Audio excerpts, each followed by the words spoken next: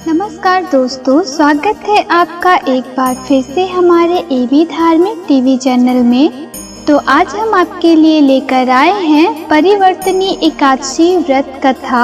आइए जानते हैं इस एकादशी को क्यों मनाया जाता है। भाद्रपद शुक्ल एकादशी की पौराणिक कथा।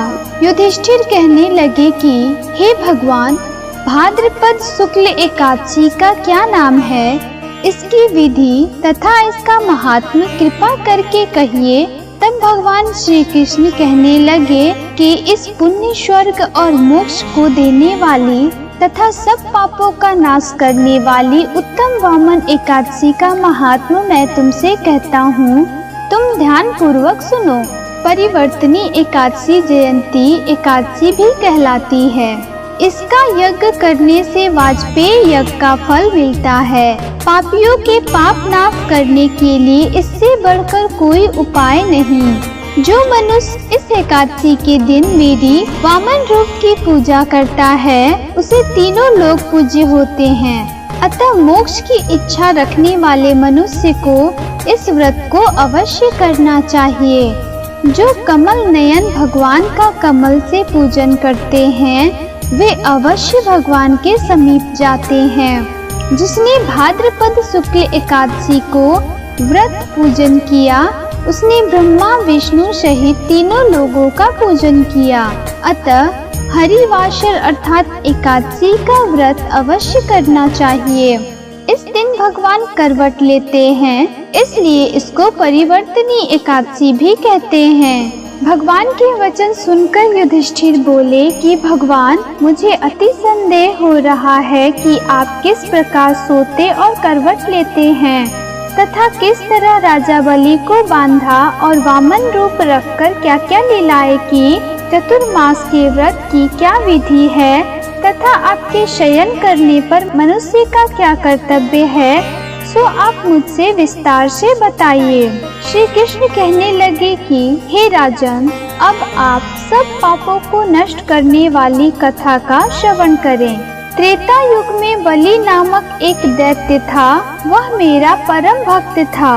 विविध प्रकार के वेद सूक्तों से मेरा पूजन किया करता था और नित्य ही ब्राह्मणों का पूजन तथा यज्ञ के आयोजन करता था।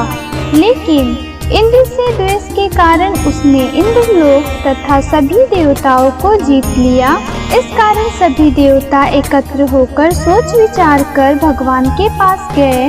बृहस्पति सहित इंद्रादिक देवता प्रभु के निकट जाकर और नतमस्तक होकर वेद मंत्रों द्वारा भगवान का पूजन और स्तुति करने लगे। अतः मैंने वामन रूप धारण करके पांचवा अवतार लिया और फिर अत्यंत तेजस्वी रूप से राजा बलि को जीत लिया।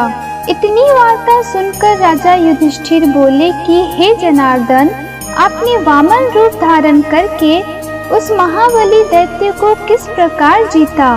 श्री कृष्ण कहने लगे, मैंने वामन रूपधारी ब्रह्मचारी बलि से 3 पग भूमि की याचना करते हुए कहा, ये मुझको 3 लोक के समान है और हे राजन, यह तुमको अवश्य ही देनी होगी।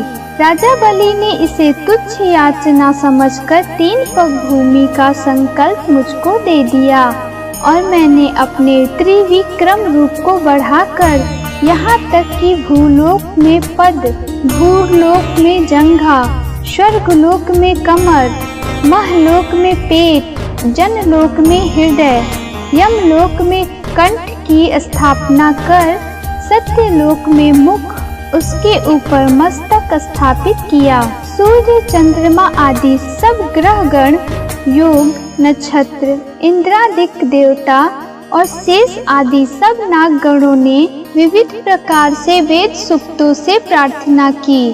तब मैंने राजा बलि का हाथ पकड़कर कहा कि हे राजन, एक पद से पृथ्वी, दूसरे से स्वर्ग लोक पूर्ण हो गए। अब तीसरा पग कहाँ रखूं? तब बलि ने अपना सिर झुका लिया और मैंने अपना पैर उसके मस्तक पर रख दिया, जिससे मेरा वह भक्त पाताल को चला गया। फिर उसकी विनती और नम्रता को देखकर मैंने कहा कि हे बलि, मैं सदैव तुम्हारे निकट ही रहूंगा।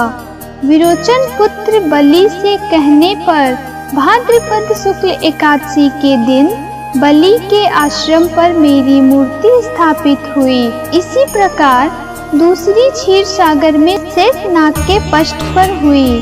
हे राजन, इस एकादशी को भगवान शयन करते हुए करवट लेते हैं, इसलिए तीनों लोकों के स्वामी भगवान विष्णु का उस दिन पूजन करना चाहिए।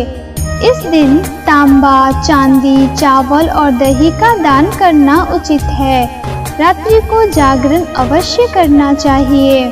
जो विधि पूर्वक इस एकादशी का व्रत करते हैं वे सब पापों से मुक्त होकर स्वर्ग में जाकर चंद्रमा के समान प्रकाशित होते हैं और यश पाते हैं। जो पापनाशक इस कथा को पढ़ते या सुनते हैं उनको 1000 अश्वमेघ यज्ञ का फल होता है।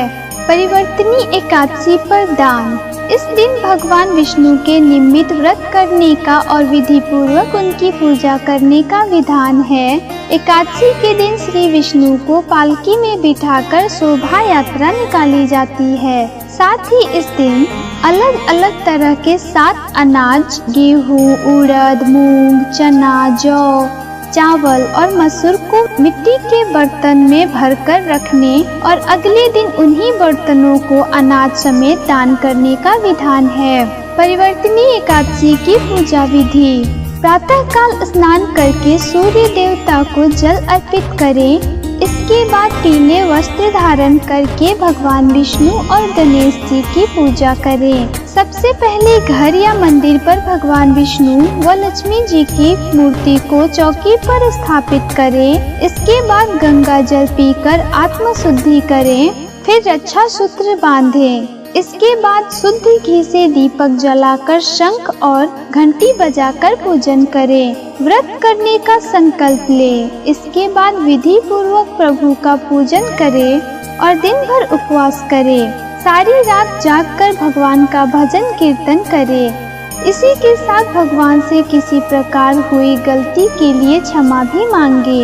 दूसरे दिन भगवान विष्णु का पूजन पहले की तरह करें। इसके बाद ब्राह्मणों को सम्मान सहित आमंत्रित करके भोजन कराएं और अपने अनुसार उन्हें दक्षिणा दें। इसके बाद सभी को प्रसाद देने के बाद स्वयं भी भोजन ग्रहण करें। इस एकादशी के विषय में ऐसा भी कहा गया है कि इस दिन माता यशोदा ने भगवान श्री विष्णु के वस्त्र धोए थे, इसलिए इस एकादशी को जल झूलनी एकादशी भी कहा जाता है।